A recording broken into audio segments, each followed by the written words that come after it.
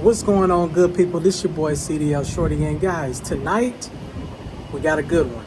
What we're going to talk about is we're going to talk about trucker pay. We need to fight to get it up and keep it up. All right. We're also going to talk about the poverty rate in America, the poverty rate in Shannon Everett's poor ass state of Arkansas, the poverty rate in Oklahoma, and the poverty rate in Texas, and the poverty rate in my state of North Carolina. Then what we're also going to talk about is the ATA, the American Truckers Association. They wrote an article September 3rd, 2024 that says this. I got it right here behind me, guys. September 3rd, 2024. Trucking wages continue to rise despite challenging freight economy. Right? So they're saying that the wages have risen. Right? I don't think so. Now, we all know that the ATA fight for the mega carriers. They're like the mega carriers sponsor or voice, if you will. But let me tell you something. So they say that, right? But then let's go over here, because they say that, guess what? Truck driver turnover rate in 2024 is estimated at 94%, long haul trucking. So if the wages have increased, why is turnover rate so high? In 2022 it was at 91%. 2024 is at 94%. You know why? Because it's corporate greed. These mega carriers are not paying. I keep telling y'all, I got on Freight Waves and I told y'all that, guess what? Truck driver pay is at an all-time low. That's why the turnover rate is so high. Do you think it's fair to pay $5,000 to $10,000 to go to a trucking school and you bring home $700 to $900 a week? So again, I say it's corporate greed. It's got to be corporate greed. I told y'all, I'm in Hawaii right now, right? Guess what? They got a port. I'm right down the street from the port. I told y'all to get on Drury and get on marine traffic, and you can find out the rates of these shipping containers. But anyways, I digress on that. Because, let me tell you my story. They're kicking veterans out. Just because I haven't been in a truck in 2 years, they made me start down at the bottom. And I was a CDL instructor for 2 years.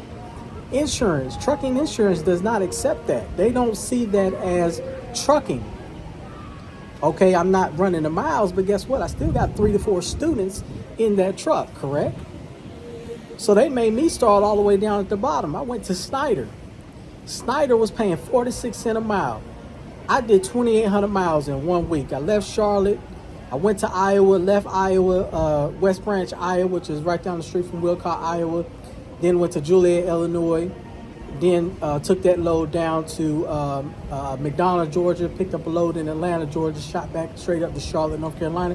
My check was $1,070. Who's going to stick around for that? We need to fight for driver pay. I keep telling y'all, driver pay is at an all-time low. Now, pointing the finger at people, since y'all want to point the finger at the foreigners and stuff like that, and these non-domicile and domicile, let's talk about these non-domicile and domicile crashes. Let's talk about it. Not only that, let's talk about broker transparency.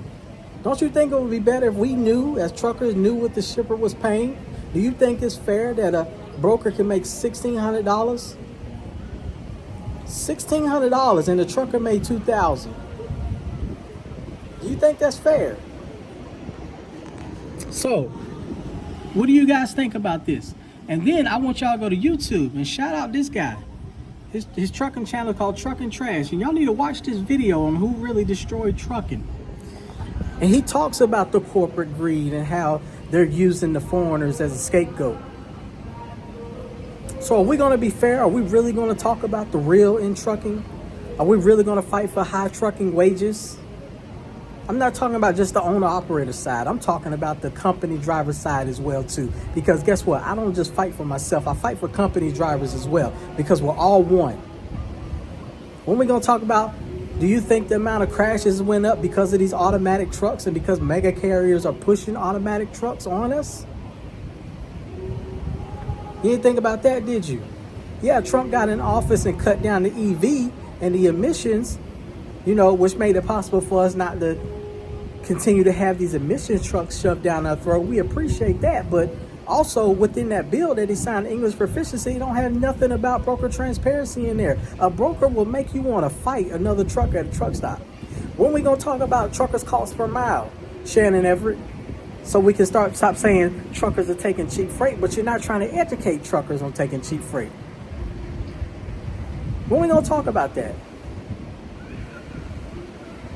I fight for everybody, and I'm going to continue to fight, because guess what? The greatest deed you can ever do in life is fight for those who can't fight for themselves. So let's talk about the real.